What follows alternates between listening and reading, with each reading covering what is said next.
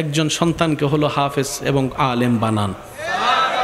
অন্তত আপনি মারা গেলে যেন আপনার জানাজাটা আপনার সন্তানই পড়ে, আপনার সন্তান যেন আপনার জানাজার ইমামতি করে। এর চেয়ে বড় সৌভাগ্য এবং পাওয়া একজন মা বাবার জন্য আর কি হতে পারে, কি হতে পারে? কারণ মারা যাওয়ার পরে সম্পত্তির হিসাব নেনেওয়ালার অভাব হবে না। জায়গা কোথায় কতটুকু আছে এটা খোঁজার জন্য মানুষের অভাব হবে না, কিন্তু জিয়ারত করার জন্য বড় মানুষের অভাব হয়ে যাবে, জিয়ারত করার জন্য মানুষের অভাব হয়ে যাবে। স্মরণ রাখবেই না, ব্যস্ততা এত বেশি, দুনিয়ার ব্যস্ততা এত কঠিন ব্যস্ততা যে মনে রাখার ইচ্ছা থাকলেও সময় সুযোগ হয় না। অন্তত একজন আলেম হলে নামাজে 5 ওয়াক্তে 5 বার রবের দরবারে যখনই ভিক্ষার হাতটা তুলবে, মার নামটুকু একবার বলবে, বাবার নামটুকু একবার বলবে, রব্বির হামহুমা কামা রব্বায়ানি সাগীরা একবার হলো বলবে। অন্য প্রফেশনে যারা আছে তারা মা বাবার জন্য দোয়া করে না, বিষয়টা আমি তা বলছি না। আমি বলতে চাচ্ছি একজন আলেম যদি হয়, একজন হাফেজে কোরআন যদি হয় এবং আল্লাহ ওয়ালা যদি হয়, তখন তার অন্তরে মা বাবার জন্য শ্রদ্ধা আরও বেশি হয়ে যাবে, আদব আরও বেশি হয়ে যাবে, শরণাসও বেশি হয়ে যাবে, রবের দরবারে দোয়া কবুলের পার্সেন্টেজও বেশি হয়ে যাবে। সুবহানাল্লাহ।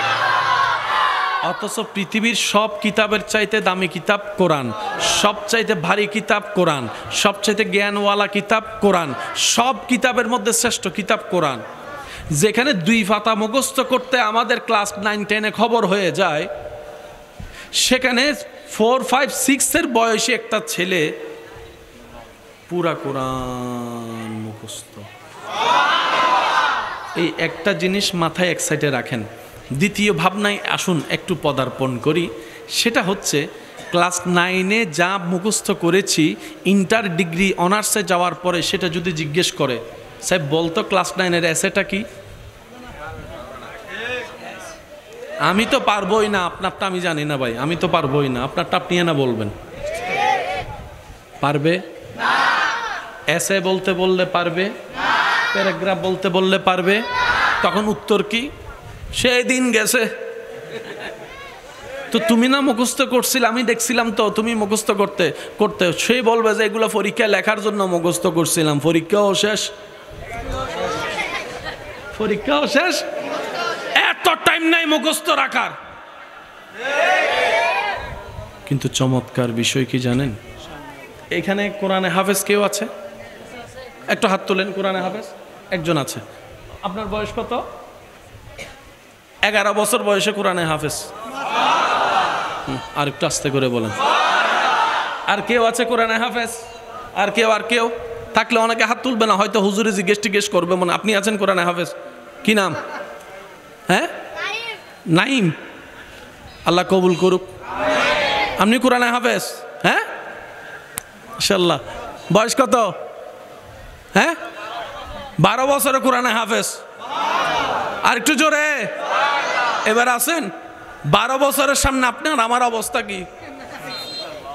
কথা বলেন আরে ভাই, একটু বুঝেন। মাইকের আওয়াজ এই মুহূর্তে যতদূর যাচ্ছে ভাই, তর্ক ঝগড়া সমাধান নয়, আলোচনা, সুন্দর মনের উদারতা, সমাধান আসবেই, ঘরে হোক বাহিরে হোক। কথা বলেন ঠিক কিনা? বাবা একদম অনুরোধ, আদর করে বলছি ভাই প্লিজ।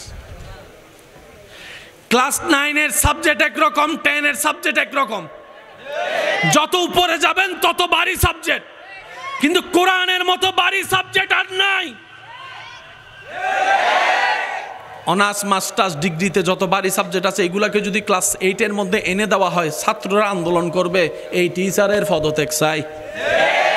ওই জায়গার এত বড় বই কিনলে আমার এত বড় ছোট বয়স আইনা দিল, কিন্তু কোরআনের মতো দামি বড় কোনো কিতাব নাই। সেই কোরআন যখন ক্লাস 4, 8 বছর 9 বছরের বাচ্চারা পড়তেই আছে, কখনো ভারী মনে হয় নাই, কোনো। অথচ সারা পৃথিবীর সমস্ত কিতাবের জ্ঞান এক পাল্লায় রাখলে কোরআনের জ্ঞানের সমতুল্য কখনো হবে না, কোরআনের জ্ঞানের সমতুল্য হবে না। বড় চমৎকার বিষয় কি জানেন, কোনো একজন ছাত্রকে যদি তার পড়া সম্পর্কে জিজ্ঞেস করেন, অনর্গলভাবে কখনো কেউ পড়তে পারবে না। কিন্তু একজন 8 বছর 9 বছরের বাচ্চাকে যদি আপনি কোরআনের পারা উল্লেখ করে, পৃষ্ঠা নম্বর উল্লেখ করে শুধু বলবেন পড়তে, দেখবেন 2-3 সেকেন্ড যেতে না যেতেই অনর্গল পড়া শুরু, কোরআন তেলাওয়াত, অনর্গল পড়া শুরু, কোরআন তেলাওয়াত, সুবহানাল্লাহ সুবহানাল্লাহ সুবহানাল্লাহ। বলতে দেরি, পড়তে দেরি হয় না। আপনি হঠাৎ স্টপ করায় বললেন 4 পারা 3 নম্বর পৃষ্ঠা থেকে বলো, বলতে দেরি, পড়তে দেরি হয় না, পড়তে দেরি হয় না। যদি বলেন যে ইয়াসিন সূরার অমুক আয়াত থেকে পড়ো, চোখটা বন্ধ করে বলতে দেরি, পড়তে দেরি হয় না। এদিক থেকে ধরলেও পড়তে পারে, ওদিক থেকে ধরলেও পড়তে পারে, এদিকে ধরলেও পড়তে পারে, শুরুতে ধরলে পড়তে পারে, মাঝখানে ধরলে পড়তে পারে, শেষে ধরলে পড়তে পারে। সুবহানাল্লাহ বলেন না রে ভাই? যেদিক দিয়ে ধরে না কেন, যেদিকে ধরে না কেন পড়তে পারে। খতমে তারাবির ইন্টারভিউতে সে বাস্তবতা বারবার করে দেখা যায়। যেদিকেই ধরে পড়া শুরু, যেদিকেই ধরে পড়া শুরু। তাকে বাংলা সম্পর্কে জিজ্ঞেস করেন, আগামাতা হয়তো কিচ্ছু বুঝতে পারবে না। ইংরেজি ভোকাবুলারি সম্পর্কে, সিন আনসিন সম্পর্কে জিজ্ঞেস করেন, হয়তো তেমন পাক্কাভাবে বলতে পারবে না। সে বীজগণিত করা ক্লাস 9-এর অঙ্গ আপনার যদি সূত্র জিজ্ঞেস করেন, হয়তো ভালোভাবে বলতে পারবে না। কিন্তু সূরা ইয়াসিন অনর্গল পড়তে পারবে, সূরা মুহাম্মদ অনর্গল পড়তে পারবে, সূরা মুহাম্মদ অনর্গল পড়তে পারবে, সূরা ইব্রাহিম অনর্গল পড়তে পারবে, সূরা ওয়াকিয়া অনর্গল পড়তে পারবে, সূরা বাকেরা অনর্গল পড়তে পারবে। শুধু তাই নয়, নিজের মাতৃভাষা যত স্পিডে বলতে পারে না, তার চাইতে দ্বিগুণ স্পিডে কোরআন শরীফ তেলাওয়াত করতে পারবে। চিন্তা করার জন্য একটা টাইম লাগে না? তোই বলা। কিন্তু একজন হাফেজকে পড়ার সময় দেখবেন সে চিন্তার টাইমও নেয় না। সুবহানাল্লাহ বলেন না রে ভাই? আপনি ভেবে বলেন আর মুখস্থ বলেন, বলার আগে কিন্তু আপনাকে একটু ভাবতেই হবে।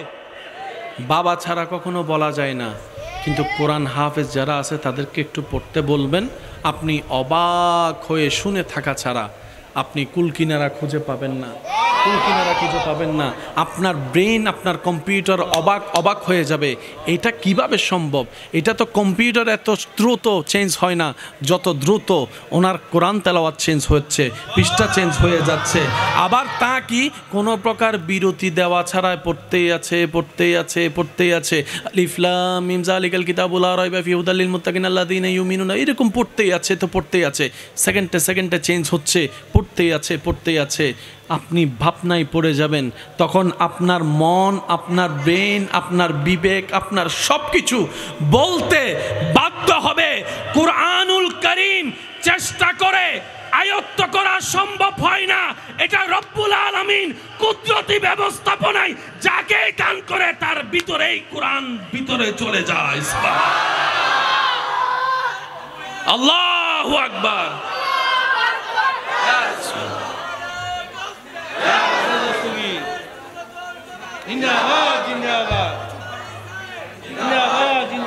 আওয়াজ চেঞ্জ হয়েছে?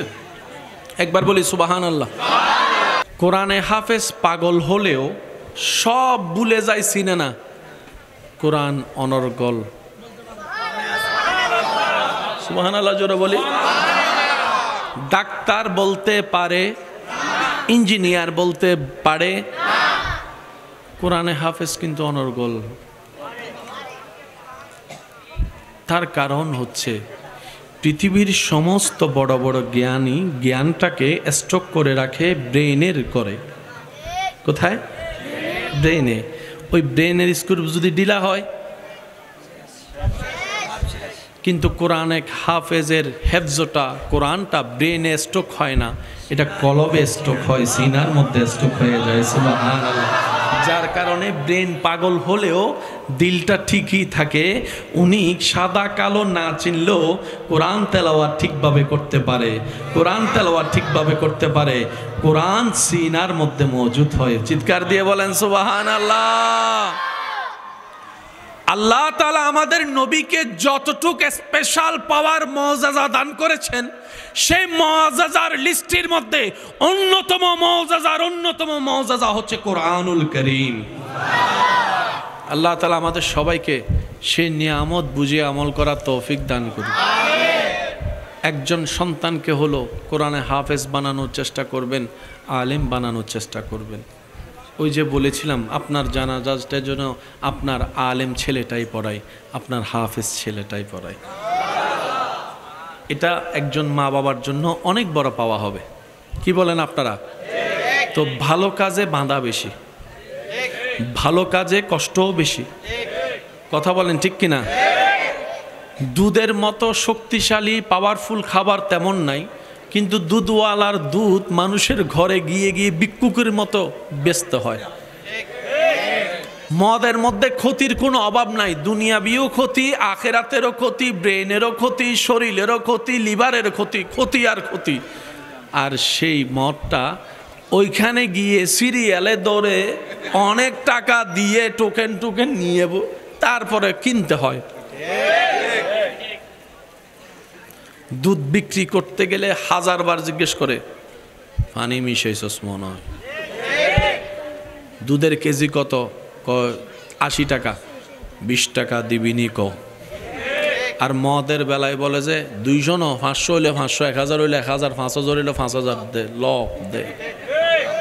তো যেখানে আমাদের অবস্থা এই জায়গায়, সেখানে জান্নাত আসা না স্বপ্ন দেখাও কল্পনার বাইরে হওয়া দরকার।